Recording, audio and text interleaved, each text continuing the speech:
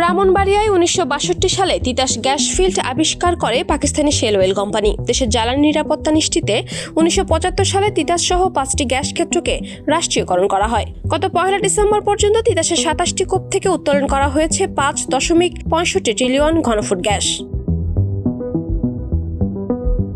তবে দীর্ঘ সময় ধরে গ্যাস তোলায় মজুত এবং চাপ কমেছে তিতাসের কূপগুলোতে। ইতোমধ্যে নানা জটিলতায় বন্ধ হয়ে গেছে 5টি কূপ।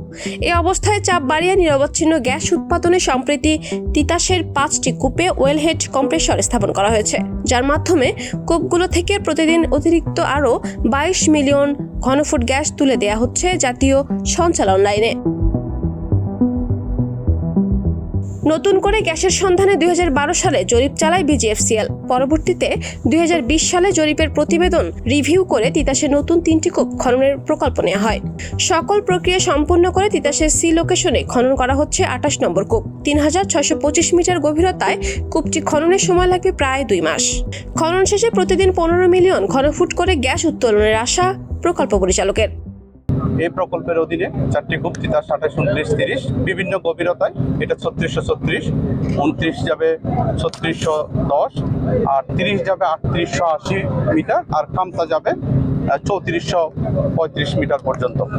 এই কূপটি বাংলাদেশ সরকারের 70% ঋণ এবং নিজস্ব ব্যয়ে পরিচালিত হচ্ছে। এই প্রকল্পের মোট প্রাক্কলিত ব্যয় হচ্ছে 1255 কোটি টাকা। তিতাসের 28, 29, 30 নম্বর কূপ এবং কামতা ফিল্ডে একটি কূপ খনন শেষে জাতীয় সঞ্চালন লাইনে আরও 55 মিলিয়ন ঘনফুট গ্যাস যুক্ত করার পাশাপাশি বন্ধ কূপগুলো ওয়ার্ক ওভারের কথা জানান বিজিএফসিএল এর ব্যবস্থাপনা পরিচালক।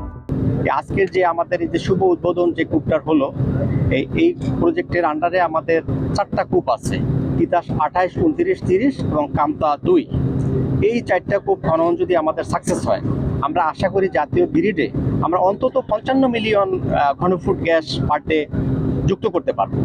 আর নতুন কূপ খনন এবং পুরনো কূপ ওয়ার্ক ওভার প্রকল্পগুলো বাস্তবায়ন হলে গ্যাসের সংকট কেটে যাবে বলে আশা পেট্রোবাংলা পরিচালকের। ইতিমধ্যে আপনার বাংলাদেশ গ্যাস ফিল্ডের যে প্রোডাকশন ছিল প্রায় 440 মিলিয়ন, সেখান থেকে এখন প্রায় 488 মিলিয়নে উন্নীত হয়েছে।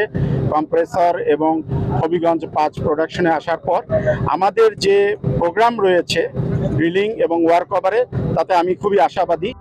2017 সালে সর্বশেষ তিতাসের 27 নম্বর কূপ খনন করা হয়। বর্তমানে তিতাসের কূপগুলোতে মজুদ আছে আরও 1.69 ট্রিলিয়ন ঘনফুট gas. Desk report, Campus Times.